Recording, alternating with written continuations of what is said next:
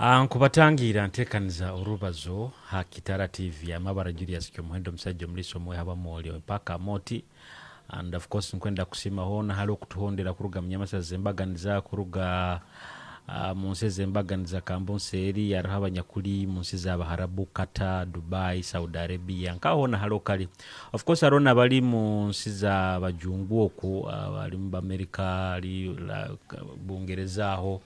nkwenda nokutwara omugisa guno kubayijukizaho bunyoro Kitara International Convention eyo murundo gwa kabiri eri aho Bungereza ebiro kweza bina musanje paka ebiro kweza bina mwenda actually mwezi ogukwijo gugu mukaga so nabwo ensonga egyo nkubayijukiza nimba saba inywe n'abanyoro hali mukali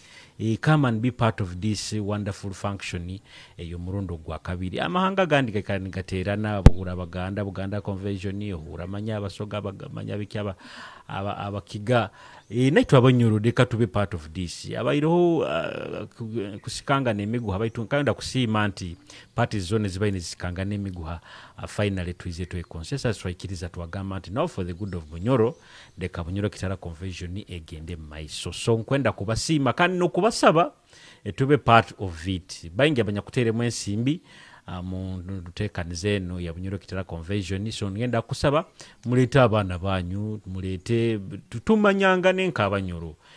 reka twejukanizengane ururimi rwaitu ebyokulya byaitu enjwara zaitu ha Bunyoro Kitara Convention ebiro okwezi 27 mpaka ebiro byokwezi 29 okwezi okwomukaga muntekanizo orubazo kiro kino nyino muganyi wange mugabi ahabwe mugaba ahabwo nunu ina business yembaganize byebusubuze byembaganiza abantu abakusinga emurabi ya mwamaiso kyonka kandi myomba intamanyire nti nabantu bangi muno babikozeremo ensimbi niyo yobusubuze wa business ya cryptocurrency bakura cryptocurrency abakusinga nyo sakura no gamba ebintu ebitabyo bufere ebintu ebitabyo budupe ebintu ebitabyo abasuma nyagamba kamutozeho mugabyo nahabwe ainaho okumanya kwingi muno byebusubuze bino bya cryptocurrency nyagamba kamutoze tubaze nawe ashobora kutusoborura nti nayo kusobora kwenogera ensimbi mu cryptocurrency nkutangirira webale waitu webale nkuramukizeho doyira habahuliriza toka baramukize webale muno waitu Julius Kyomuhendo nkukusima muno abo kumbungisa kandi abo kunsero kansanga hano abahuliriza n'abarozi bo mukutugunu nimbatangira nimbaramukia no kugonza kwingi kandi nimbatangira mu ntekanizenu nkukigumya ngwe ntekanizene kwijja kutubera yo muhendo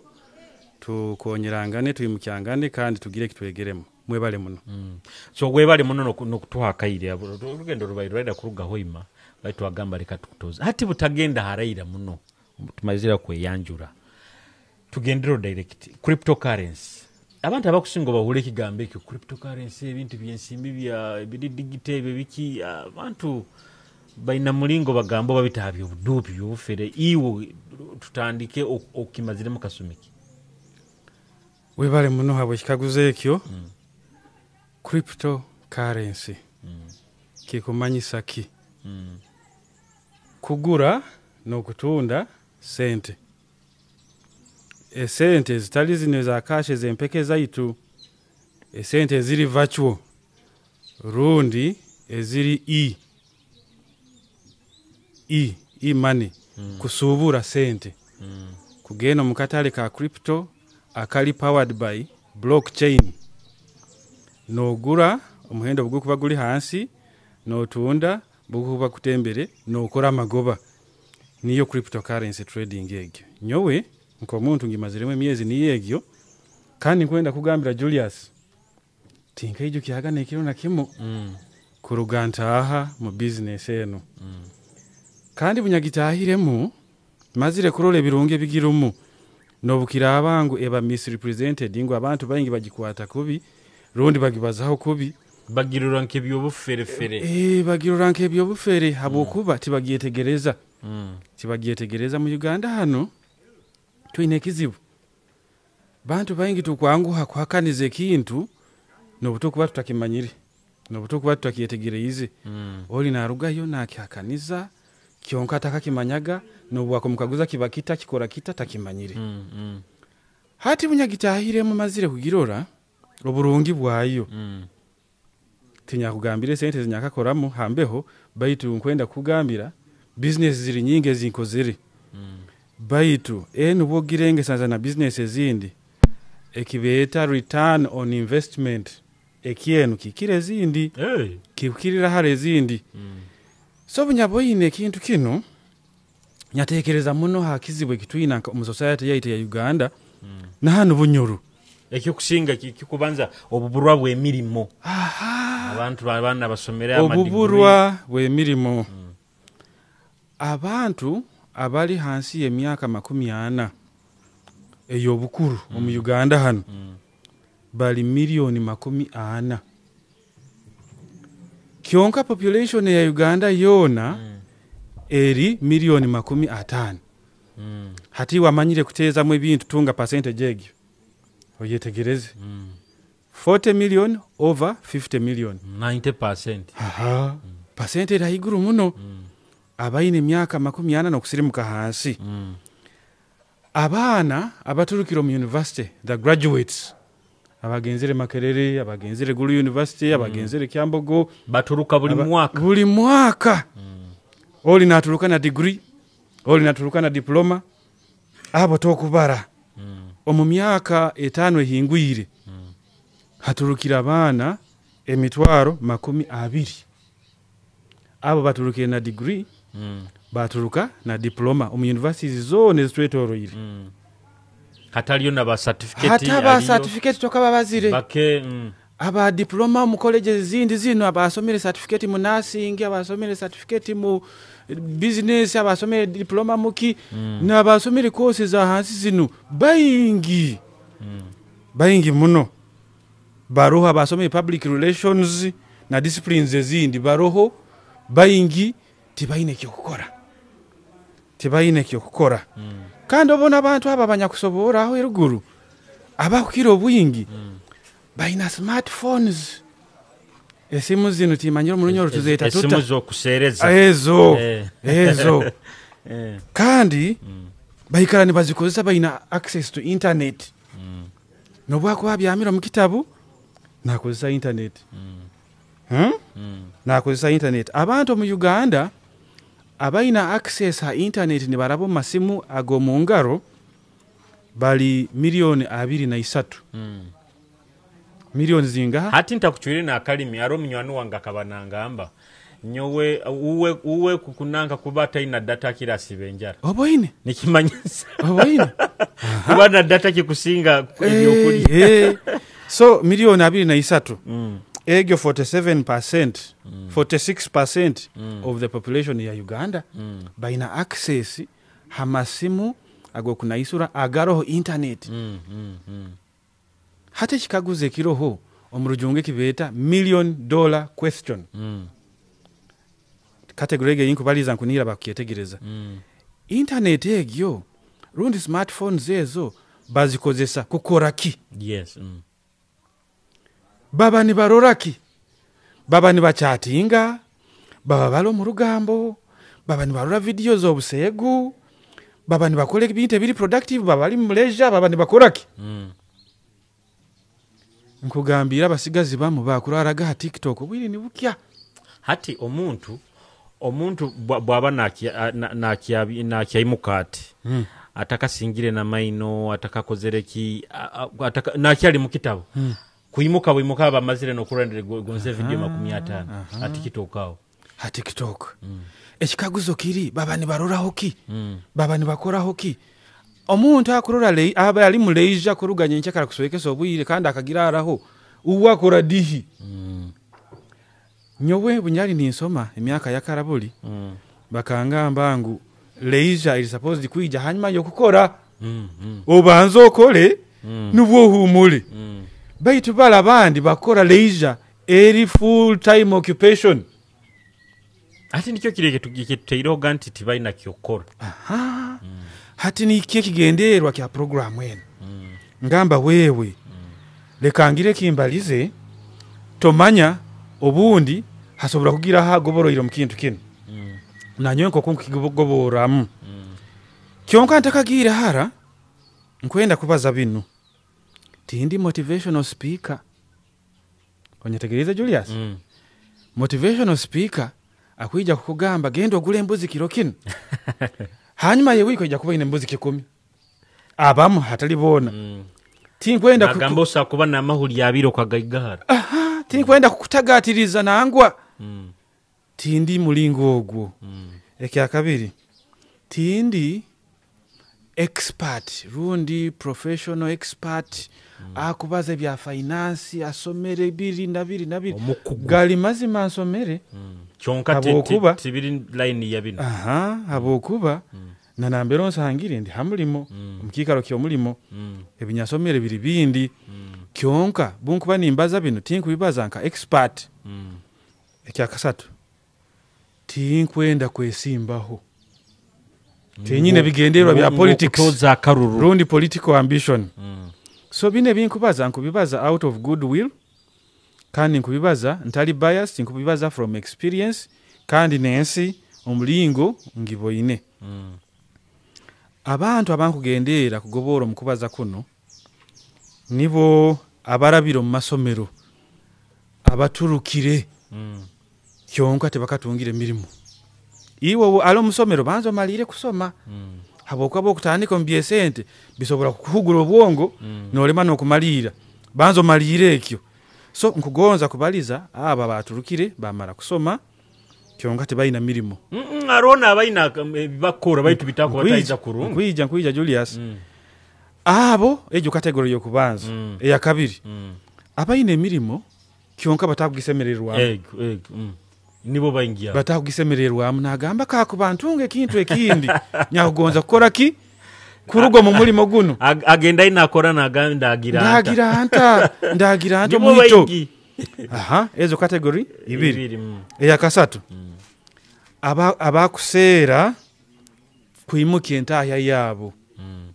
abakusera kuimukia ntahya yabo rundi nyikara yabo haro akagamba akayizire biro bintu baketa side hustle no sobora kusigara no mulimo gwawe nakino no kikora ina inakana kakutahiza ako kandi obonu kano akankugamba ka side hustle kakubokarolera kurungi akasoma ini kahika omulimo guli no sobora kugutayisa so side hustle category ego nanyene hondi omulimo gwange nyinagwo gumanyirwe kandi ngukora kurungi kyonka naguno guni nkugukora category ya kandi abakwenda ku aninga passively tokuteka mu bwire bwo kukora mirimo yo kukakarukana tokusasura rent tokupangisa abakozi tokusasura musoro kyonko kutahya buli kilo buli dakika hona nambero kali category yo kusembayo omuntu ondi wena ayakugonze kukora business en niwe nkubaliza nabo ekyo crypto currency trading business ekigambo ekyo bwokibaza abantu bayingi bameza nokumeza nibagamba amahano gangwerere baja kunyiba aranta bayiro bingi bibere nibija kandi ebindi nibiba abantu baitu otyo hati cryptocurrency kugambire nuko kusubura sente esente ezotaka kukwataho ziri batu bahano ezirubatira hamutimbagano esente ezotaka kukwataho na hano tuzimanyire buli muntu nkugumya nayi wakundoro zimanyire Julius bonda kusindikira sente mobile money ngakusindikira emitwale 2 okuyija kugirora hasimu ya sentungire sente tokusobora kugikwataho yenyini baito zitungire that is virtual money okusobora kuzikwataho ohikiro wa agent kagamba mpaya nkwenda kuyiha yakasente akazikwereza obundi hano ndi mukozi wo musara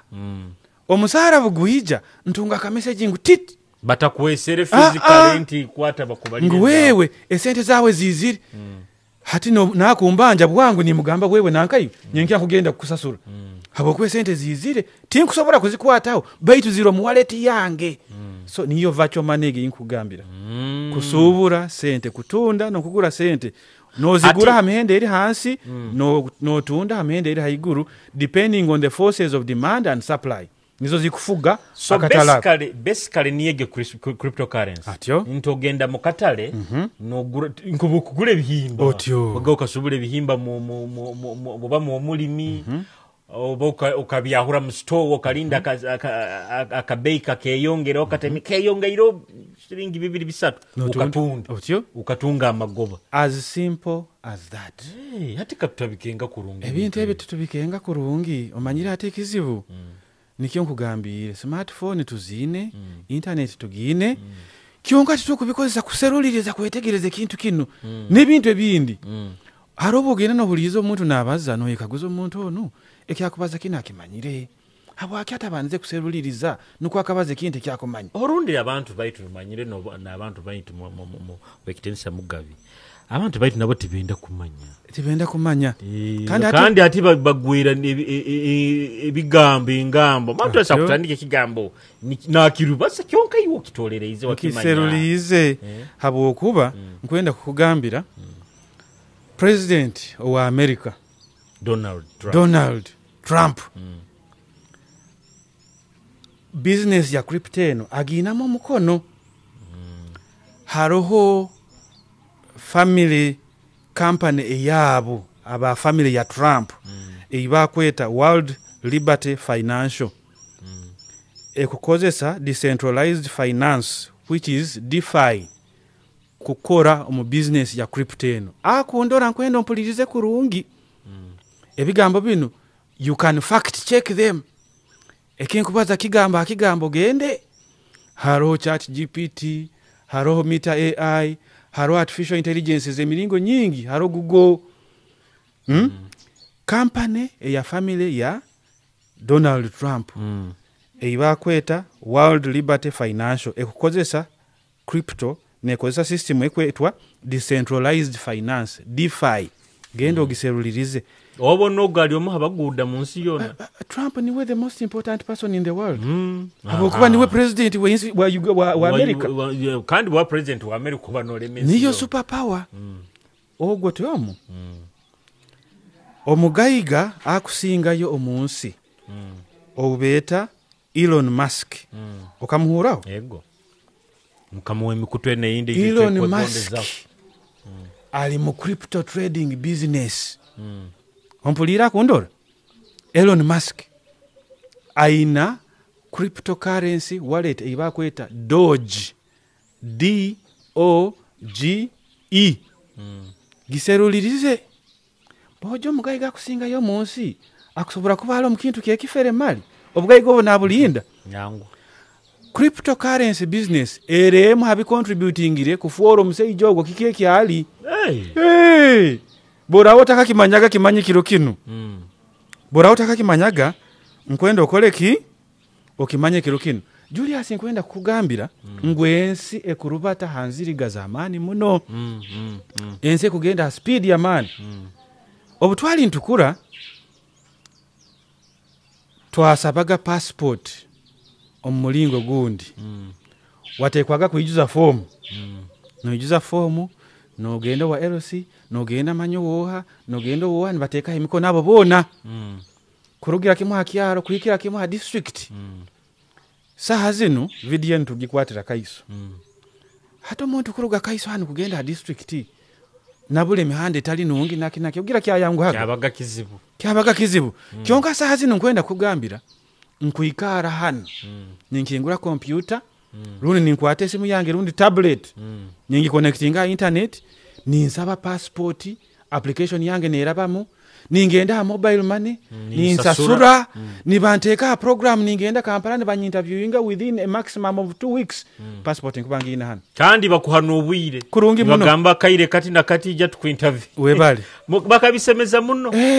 hate ekizampo kime kikuole kangu ense kuhinduka ense kuhinduka irabuli nambere nyasomeire abakundora musobora kuseka ni mugambe irabuli niho dihi baitu irabuli mu perspective yange mu context yange wonyali ni nsoma ndusasora school fees wagendago mu banka no simba line no siba yekiro kyona obundi ni bakinga batakukozereho saha zino nyina abana bange bakusoma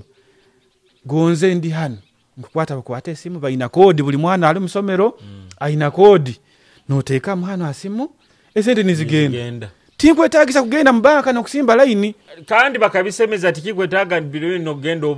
obo gende na hasomero mauto aleyo banka slip manya biki system ekuba reconcile likuli nanga basa akuli reconciling system omusomero nyono buntako gyayo nyomba no tubaire ntwija ngambira omuntu ntulaba petrol station ezimu nga banti baina mamope sente zirinka tinkwetaaga cash tokwetaaga kurubata na cash ntika magita nkole insasule ntakwaire cash webale ensi ekurubata the world is going nambi twakulire nyuma habaira haroho ebikibeta scratch cards kulodinga airtime no banza kwara kuihaka nankakali nukororena gaburwaza na kansa webale baitu hati tokyaburura bukabura okukozesa mobile money kuteekaho airtime hasimu yawe oboyine omwaka guhoire haroho ebyamaguzi ebinyaguzire kuruga Bungereza Bungereza sinka gyayoga kyonka nkabandi hano nyakora order nyasasura ebyamaguzi babi shippinga babireta hano byampikaho byasango wange esente bazihira card visa debit card ensege kugira nko kwe kurubata ensi nukwe etunulira aho iwo muntu akyale enyuma nkukwekambisa kwembracing ekintu kino by the wakangamba munsiza heroko ebyo kurubasa na hard no kureta na hard cash bakabidibyaire webale ngo hate urubate ne banda no mudidi gwesente ekibag bule bayise baitu babagana briefcase otyo briefcase gemanyiro enti yakuteka mensi ego no zirubatire era abasuma batagetinga agina briefcase kyongati biro bino banking kahinduka nkubandi hano nibasindikira message ngo akasara kaizire nkusobora kwiha akasara ako ha banka nkakateka mobile money okunyetegereza bonko bani nyenda genda kai hayi ningende wa agent ntagire no mu banka no bunko enda kuteka sente kuruga ha mobile money kuziteka ha bank account yange nkukikora tinkwetagisa kuruga hano ekinkwetaga iri network yonka okunyetegereza yego gonze no mukanisa ibo bayiro kemanyirengo mukanisa ekanisa nyo yinsabira haliyo momo code na channels ezindi ezokusobora kuhera hekisembo no burauta rubaseri na kasha yo mumpeke hata hensi ne kugenda kandi abantu baitu naba inakwikiriza ntatensi ehindukire otyo ni how tuli kandi hati ebe byona mbibalize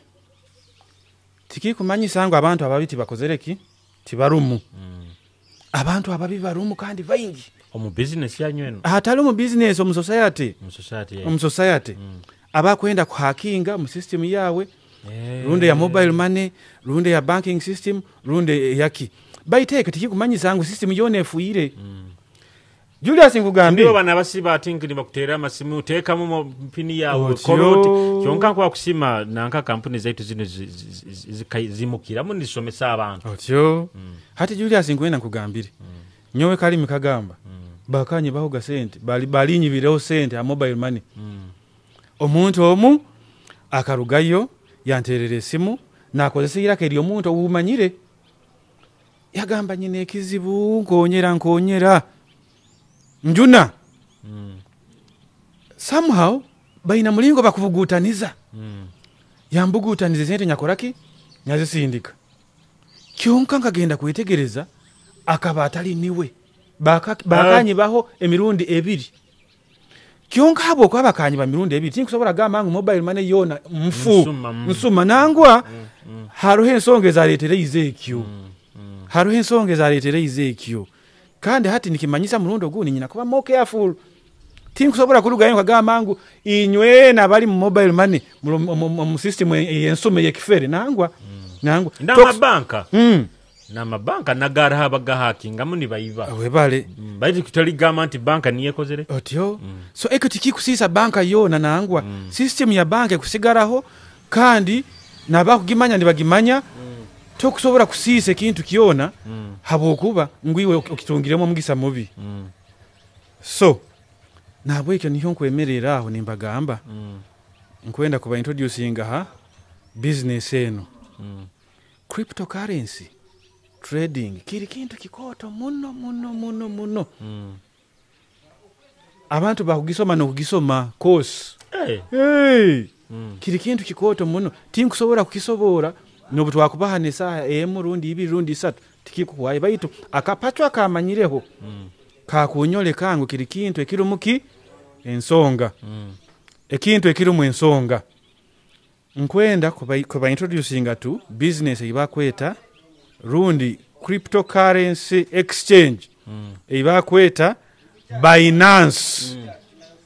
Binance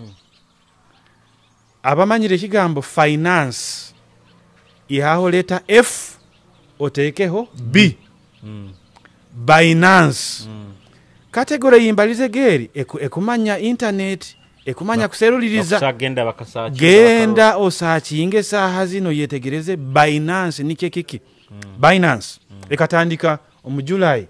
omwaka gwa 2017 yakura ha speed ya mani habokuba nyangu kukozesa eina user friendly interface bogenda ha page yayo okwanguhirwa kwetegereze kyo kukora ebisale byayo trading fees ziri hansi kandi eina a wide range of cryptocurrency wallets ezokusobola ku trading iramu omunyezi mukaga yonka emazire kutandika ekahika abantu milioni mukaga ne bagikozesa omumyezi mukaga abantu milioni mukaga bagitahirem kandi yafuuka largest exchange omunsi yona because of the trading volume esente zarabaga mu exchange egirundi bank egyo kangiyete banka nuko tusobole gyetegereza kurungi hati ya rugana mbili yatandikire China yagaruka Japan yagaruka Malta saha zino nuheko zereki nuheri headquarters zayo nuho ziri bayite katandikira China mu July ogwo 17 abantu abali mu cryptocurrency trading omunsi yona bali milioni 5.2 almost half tekura na half ya billion 5.2 milioni abati bantu baingi wewe abo bantu baingi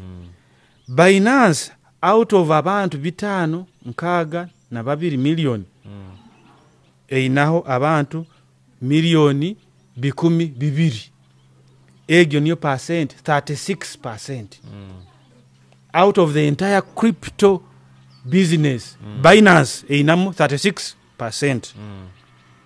ekukozesebwa omumahanga gakuhingura mu 10 omunsi yona amahanga ago niko garaha omu Africa tuina South Africa tuina Nigeria tuina Kenya tuina Egypt tuina Morocco tuina Ghana tuina Uganda nense zindi Asia na Pacific hali amahanga nkagano Afghanistan Australia India Thailand Malaysia Indonesia Japan Kazakhstan New Zealand Philippines Taiwan na Vietnam gona gali mu business egyo abantu abakora business omuyihanga egyo mahanga ago baliyo tuina Europe amahanga nka France Italy Spain Romania Turkey Bulgaria Czech Republic Greece Hungary Latvia and Poland tuina Middle East Abaharab Egypt Israel Saudi Arabia na United Arab Emirates Dubai webali tuina the Americas haliyoki Argentina Brazil Chile Colombia Mexico na Peru Asia nubo bakukira kukozesa nanka business enu rundi system enu ya Binance. Ya bakukozesa out of the entire market ya Binance. Asia ina 45% buying. Obono maisa bali mu boba bonyine bali mu milioni nka bona hanu barabaga bali milioni 5 nekintu. Otyo. Maisa Asia aliyo nka tugambe 3 na 25. Otyo. Hati Binance niyo bank. Rundi cryptocurrency exchange. Niyo business. Nko kuwa kutandika eichundiro lya magita ilibakweta Total. Boko litekaho tiri kujja kwekora lyonka. Okwijja kutekamu omukozi. Oli bwaraja nagamba kwenda magita arachunda magita. Hati mu system ene yinkubagambira omukozi wayo niwe obeta Royal Q. Ogo muntu system. Ekwiha sente mu Binance nezikozesa neihamu amagoba. Bakugieta Royal Q. Iwa kurora handika kigambo Royal then letter Q. Royal Q system ogwo mukozi system eitukozesa nko mukozi kugeno mukatale on our behalf. Nuwa agenda hona mukatale kuhona. Yes. Akatale ka crypto nkwenda kukugambira kalika 24 hours 7 days a week. Kyonka hatiwe Julius oli hanu tukubaza osobora kuba nosubura saha zino nangwa kyonka we oli nanka wali ya kusubura Royal Q kusubura akasomeka ija kwika ojwaho gendo byame oyimuke akatale okubuta karora okubuta kurora ngo hata akatale katembere kantunde hati Royal Q ekuija ku addressing those gaps akunyetegereza. Royal Q ekukozesa amagezi na amani ga artificial intelligence kukukora iwe kyota kusobora kukora. This is a robot teina emotions terwara tefuerwa tejwaha akunyetegereza. Yego ngenda nyowe kugambye nkata business ege ngenda kuyimuko mu kitabu ngenda kusanga profits zange system zikozereki zero. Ebaire nenkora sente in my sleep. Wewe bo byamirege nkoze ngenzero mukatale nyakorayo sente hati nkutahize ziti. Hati niyo Royal Q. Royal Q mukozi ekozesa AI na quantitative trading strategies to automate trading decisions. Ekuhereza artificial intelligence powered trading number 1, quantitative trading strategies number 2, number 3 customization, number 4 growth, number 5 community. Royal Q enu eri mahanga ingaha eri mu Asia, China, India, Indonesia, Malaysia, Thailand, Korea. Eri mu Africa, Nigeria, Ghana, Uganda. Kan Nigeria niyo nesinga igikozesa. Nigeria bakosa muno internet. Then Europe eri mu Italy, then the Americas eri mu US. Kimaisha ata mu business enu ya cryptocurrency Royal Q bona niyo akoso barona abasobuzi bandi abakozi abandi harona abakozi abandi haro you trading nezindi baitu hati nyenko omuntu eno niyo nkubazaho abokwa niyo nkumanya tinkwenda kubanka abantu abenda kubaza habuli kintu kiona no baba atakimanyire nyo nkubaza hali Royal Q abokwandi customer wayo haliyo nezindi kandi ezo tunyazi bazeho habokwa nkwijja kukutomeza nkugambire kintamanyire. Hata bakutondera Kitara TV tukyala ntekanza orubazo nkyali Julius Kyomuhendo tuino omugenyi waitu nuwe mugabya habwe akyatunyumiza mu kusubura ku nyumba intamanyire kulina kusubura ensimbi no zitunda atugambira ino baroho mukozi Royal Q bosubura ensimbi ejane kutoleza akatalo konkanka ignorante kukoleira ensimbi so kwendo tugambire okyatugambira omukozi ono Royal Q no tugabira tugaro nabandi baiti wono nuwa kukoleira byo bino okwehandikisa otakutandika nti ate omuntu agambe ndozere enteekaniza ya Kitara TV nkwenda kutaaha cryptocurrency akwetaagisa ki akwenda ki kandi abantu abandi babaire balina enteekereza eri nti byobufere ngamba saa zino okengere nti ebintu tibiri byobufere tutandikira awo webale Julius habwe enteekaniza eno hati ekikaguzo ekyo webale kukinkaguza nikyo where do we go from now tukoleki ebigambo bigambire nabweke tukole tuta okwetaaga kwehandikisa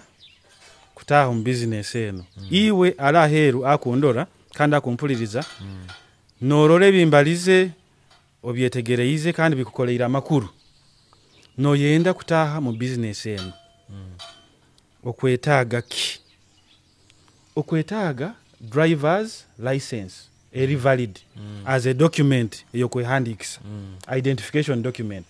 niyo basically bakusaba nkwija valid driver's license that is number 1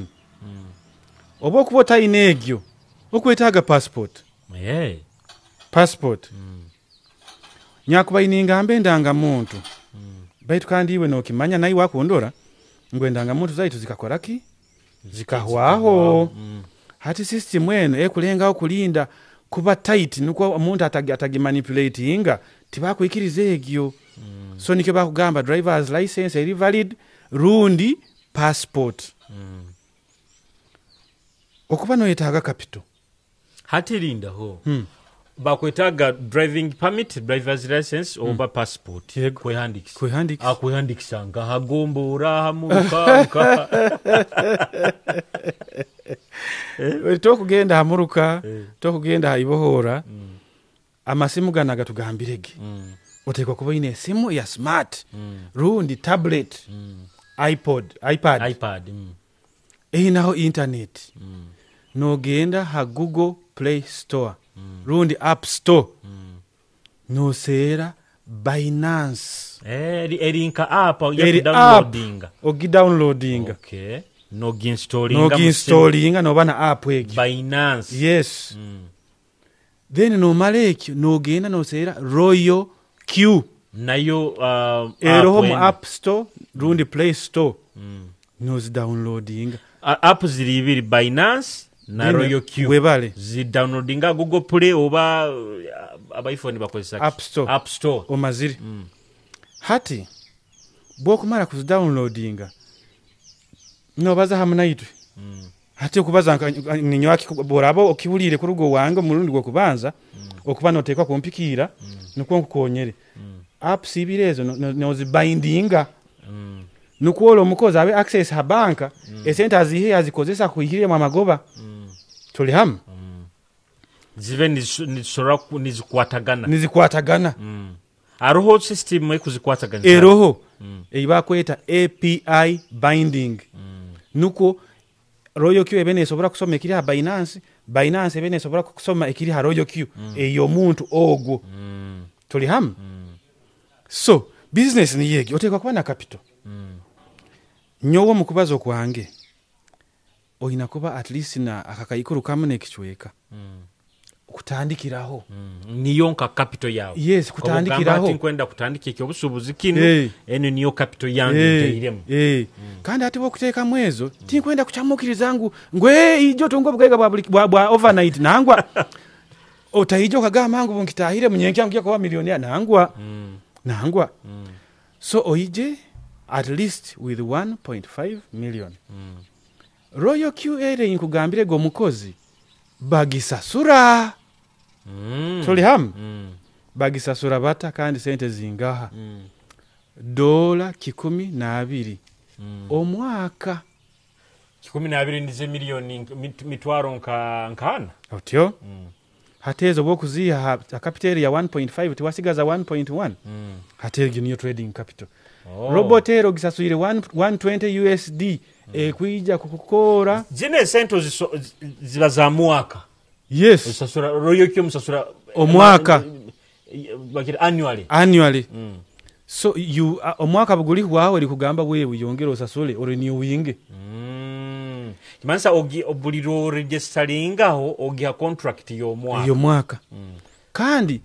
wagihaye contract ego tiharoho limit eyesente zekusobola kukoora it can even make for you $1 billion kandi bunkuba nimbaza ekyo nkubaza nyegendereza tinkwenda kuchamukiriza muntu wena omuntu aije nagamba ngo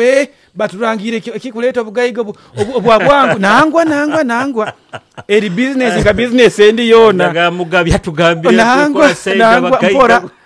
mpora nkwenda kubanka hamu nkwenda kubanka sudi bona bagayiga haira baturora abo babaire consistent for some time. Yes. Hard work, persistence, discipline. Otaniranga okwijja hati nyenkya oboki mazire nangwa olulimi lwa hati bagamba akiteiri tibiri bityo kyonka ngambira bokutandika ekyobusubuzi kino omwezi gumwe ebiri tosakuru ekyokulya tikisoboka hate ekyo oyina kuba na principles zino oyina kuba cool headed oyina kutekana ikaikana hata oli bwagenda agitahiremu aboine robot emutahize $5 nachamuka akwenda kuzihayo runda akwenda kukora ki akwenda no yesanga yakora mistake abokuwa business yani bogitamu kugambireke crypto is something very big. Imansa nikie kintu mukukenga kwange nti oteke ye sente zawe isane nkatabiro tekana kore ebinde byokoraga biki so robot ege no bwirabe ekora ni wogeza variables ngwa katale bukaratemba kuingana hano otunde hamagoba gati oleto you instruct it from time to time bukagereza instructions yo negenda nekora so business no gikwata nko mwana no gikwata kulungi no girolera akasumi akabanza kano kwezi kubanza kwa kabiri kwa kasatu kuba kwega we have a system, we have a network abantu bali bayingi nyoso bula kuba ntakumanya byone kyonka ni haro abakora ki abakubinkiza nkukulinkinga abantu abo ni bakukonyera within 4-5 months category yimbalize hoga ebintu bakwa babyegere ni batradinga ni bataya sente so you have to be cool headed oyina kuba soba mpora yetware tibiri byo kubugutana tibiri byo kubugutana you have to be consistent oyina kuikaramu atali kuguruka kuikaramu kumaisa ki bako bateire ya yongereyo akola kisobora kutaba kuongerayo nkusobora kuba ni tradinga kiro kino nintahya $10 nyenkya nintahya 2 unda atahya 2 tinyagirugemu nkaga betukaba kangamba kikora na so anyoka mbuye yongende subule nangwa ebyo kutahya bireke be consistent focus hakintu kino kandi okikole be disciplined ekyo kusembayo be teachable no sobora kwega yes amageza agoyina ogayina mu bintu ebindi hati kinu kihiyaka ikiriza abakukwegesa runda abakutayo mu kintu kino bakwegese bakikenga leka kuyiruka omanyire butuzarwa tosobora kuyiruka takajwire orubatama ogenda step by step process by process akagamba ko kayijuka ego process by process tahamu abakutahizemu baroho na support system eroho nkugambire gantu ina community buku bata kusobora kukonyera mu kintu kinu nyina bankusobora kukutekaho bakakukonyera kandi kurungi hati mu Uganda muina ito association yanyu ikubateranza nkabasubuzi ba crypto kirikita association ziroho kandi nyingi muno haroho crypto ambassadors crypto stars nabandi so support system eroho iwe bwokoro rangwe kintu kinu kirimu amagezi kandi oli interested mu kikora nkwenda oyetegereze kurungi habokuba omuntu nkanyowe tinkumara garugayo nka marketing ekintu kiri scam ekyobufere habokuba nyine ibara eri protectinga nomba ije ninja kukaguliza ekintu kinu nka business ezindi busamu kitwakosere kuferwa loss hati business eno kugambirege ngazi muno kandi einamu ene ya Royal Q einamu ebika bibiri einamu spot trading then na futures trading. Future is prediction rundi speculation. No speculating aho akatale kagenda kuba kati no ziteekayo egyo tugikora hano mu Uganda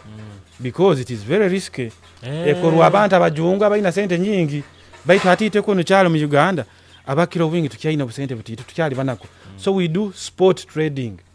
You instruct the robot. Ngu wewe akatale bukarahika hano hamuhendo guti otundi ompereze sente rundi buli obaire impatient iwo kwetundira otalinzire robot nubwo kusobora kukora loss. Baitu bwo kuba patient okaleka instructions ezo hairege robot kuhikira tolikora loss ebiro nebiro. So kimanisa robot tesa kukolera loss? No, it cannot. Loss ogikora out of impatience. No rurango akatale kakerere yiro kakubaika hikira hano nyuka amarega tunda ezinda ikahaye no bunda atundira mu loss kamarega tunda nyondugo mu katale okunyetegereza. So then that atiwe no tomera kandi robot eketa kusobora. Yes, robot te kusobora. Yegendera instructions ezo gihayire. Baite kinkwenda kubagamba. Business eno nungi muno. Abantu Buganda okwo na muno munabasigazi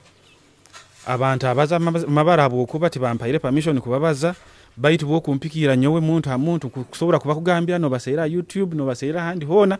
esente bazikozere kandi bakyageno maiso kuzikora. Kino ekintu kirumu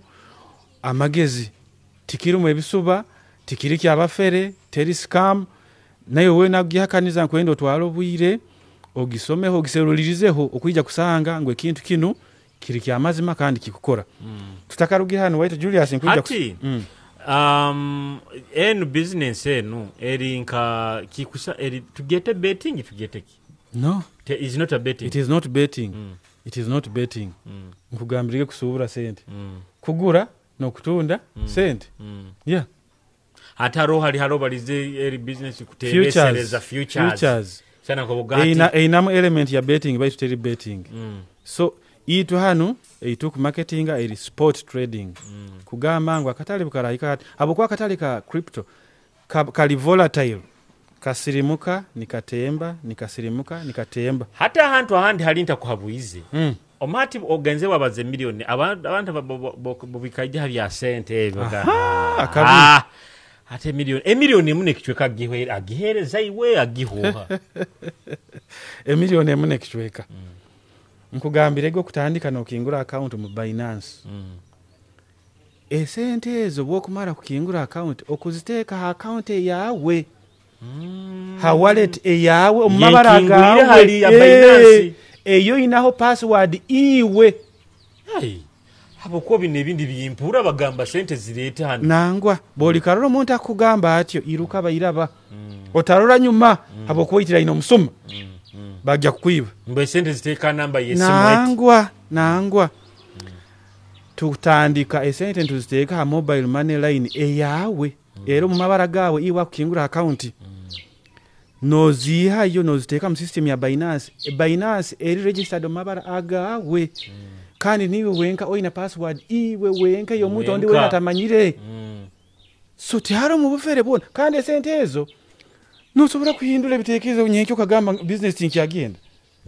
noziha yo nogenda tutaro musango gwona. Yes ogenda noziha nusekanka mobile money noziteka mobile money noziha inozikozesa. Tiharo obusibe tihare byo kudupa ngo tusobora kuzikwata kirikirongi kutazikwata bayito oli bovugabe kuzikwata borano inda kuzikwata waro ensonga abwake ozikwataho okuzikwataho. So obwoli karoro muntu nakugamba ngulete sento zinkwase nyaburayi oyiruka oyitira ino musoma tihari mu abafere barumu baitu nyowe ogo wena wonkwenda kutayo business urundo muntu ararora ebimbalize biri mu amagezi rundi nagonza kubitahamu tinsobora kukwata sente zo muntu habo kubeka kikwani kindetereza akabi. Esente uziteka direct ha account yawe eyo kingwire ro mabara gawe kandi eyo inaho password. Toina sente zo kusobora kumpa password niwe enko gimanyire okunyetegereza ekintu niko kirikityo. So you deposit it on your wallet. Ebigambo hano tusabutabi mara ibyo but of course bakuba na ahulire ebike akwendeze kubazaho naiwe akwendeze koraki okusa kuba inamba yesimu enamba yesimu okusobola giba iwe wena ahulire bigambo bino kandi warora birumu amagezi wagenda waseruliriza wakora fact check warorangu nibyo ebinkugambire wasanga bitali bisuba kandi nororangu kisobora kukonyera kuyimukya kuruga ha 11 kuika haleri noborabo taina mulimo runi noborabo gwine no ogujwahire no yenda koro kindi okusobora kumpikira asimu enamba yange kangi basomere kandi eterweho abo bonka abali serious hatala baku bipinga runda abakutera habwe ensonga ezindi nangwa otera habwe ensonga emwenu eitubalizeho nothing outside that kandi otatera mu itumbi saha mwenda ze kilo saha manyazinga otero bwire nkabuno bwa musana abandi benda aka WhatsApp era WhatsApp nsindikira WhatsApp iwe ali serious iwe atakugenda kujuma atakugenda kukungana enamba ni yenu 0777 31 76 55 kanjigarukemu garukemu 0 musanje mirundi esatu 0777 asatu neemu 31 nsanju na mukaga 76 atanu na itanu 55 aha kuba nabaza naiwe direct akubaza na nyo kandi eri na WhatsApp kandi no obwolitera ntakwasire manya nyina rundi ndi meeting rundi ndi mu workshop rundi ndi hanka otatere mirundi nyingi mune hingura yini haro muntu watera mirundi 10 mu dakika emu ba discipline imbiege batamba discipline ya masimu tinya orabo nterere otabipinga kyonka tere simu kuika bwera achwekaho bunda asanga o missed call nkwija kugaruka nkoleki nkuterere otatere simu 10 mu dakika emu twetegerezanga ini oinayaka akata kulekeka mu business entakamalize nteka nzeno akata kulekeka iwo musigazi alomuka ayasomere waturuka otayine kyokora haro haba kugamba gangu bagenda kusere emilimo samweya ne babasaba milioni 5 milioni 6 milioni 10 esente ezo bone bambaherezo mulimo gutito muno natunga musara gwe ngo busente buke bugaraga ali mazima timanye bugaraga tali mazima timanyire bayira be sente ezo tazitwara okwo ija tutahe business eno tukole sente turoho abantu abaina integrity abantu abatakugobeze tukuija kukwegesa business ijo taho business eno okole oyekurakuranize ahandi okwo abantu business eno bakajikenga iranka Buganda kyonka kono ebayitaka kanyire so iwo musigazi aya mazire certificate aya mazire diploma aya graduating ile batuluka mu university no gwa kukora muri mukyonka tagusemererwamu ija tukole atarabana sente zo bakuziteka yoga nibagenda aheru ambiye yo mbaharabu otakagenzera aheru ija tukwegese kintu kino kandi obona na aheru ko abagenzere kole miri mege abamu bakora crypto so muije tutaho mulimo guno tukole business eno twayimuke business eri legitimate teri yobufere teri yebisuba eri amazima erimu abantu abakwetegereza erimu abantu abayine ibara abatagenda kwemuka bakafuruka muhoyi mahanu nyenkya turoho kandi tulibo kuikaraho nabwekyo muije munyeteranizeho nuko tugire kitukozere twimukie enyikara yaitu mwebale muno okay mwebale muno abayikaine mutuhondera hantekaniza orubazo Hakitara TV of course tubaire no mwekitinisa mugabya habwe abayina tunyumizaho muno kusubura ensimbi ekitwa mu business ya cryptocurrency abandi abakusinga mbaire mwina perception yembaganiza perception nti kintu kyobufere perception nti bajja kunyiba nabi bara bikaguze bikusinga ngamba sazi no biyiremu no kugurukya okwehiremu so burabo kihurire no kigonza mune namba yesima gituhaire anja gihandikaho hansaho obusobole kuba nayo noyongera kumutera no mwekaguzaho no manya ebikusinga webale muno kuruga hali tukatandikirege oteba no kusubscribe nga channel yaitu eno YouTube ogende na Facebook liking page yaitu otuhondera hona Hakitara TV personal handle yange zibaki Julius Kyomuhendo hona Facebook TikTok hona Julius Kyomuhendo jakuba oli na nyowe no bazana nyowe osobora butenda kulikira mugabe baitu no inda oba mukubalizeho nawe nabiki oba sometimes osakusanga kiriki yangu muno kumpikira inja kubadizaho nawe so one number isimota gitungiro sanyo oine yange inja jikuini boxing yaye so nkuijukiza mboko bano traveling hona halo traveling oteba ku traveling na link bus nizo bus zaite nungi muno rubatanko mukama boitara muri kibaso isana ule munyo actually singa bana very comfortable no kusinga nenyonyi of course kujukiza one bus yaitwe ya saha ibiri ezanya ezoreba gejo eruga hoima saha ibiri negenda Kampala esaha ibiri na rone ruga Kampala nejja hoima esaha ibiri ezareba gejo don't get stranded boko boli Kampala obwire bukugendereho bukuswekere no gakani kwenda kutaha hoima basi ya saha ibiri ya linki of course nekyo kunywa ekya mpenko ni kusakisanga maduka go naga kutunde byokunywa omuyihanga lyona ekyo kunye kitakuleta hangover ekyo kunye kitajja kuteza omutwe nikyo ekya mpenko ni kyetungire omaduka gona go muyihanga teberwe ni malira obunyoro kitara convention bunyoro kitara convention yo mundu gwa kabiri kwikibwaho bano babunyoro UK International na bonsonge gibire kweza bina musanja bina musanja pakebire kweza bina mwenda omwezi ogw'omukaaga ha Grand Safia Banqueting Hotel aho mu London tugende tweteranize hali orukura toro abanyoro itwena hali tukali by the way sakubota lina munyoro baito kaswero munyoro okazara mbanyoro oikara bunyoro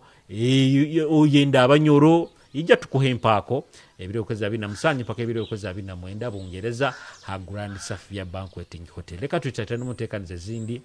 Kitara TV tuinayo Kitara Gauzi kya Sabiti kya katano tuinayo Kiererezi na tujalike ntekanize zaitu zona zuhondere ha Kitara TV Judas Kyomuhendo musaje muri somo abo moli mpaka moti nuko tubaire orubazo mwikale kurungi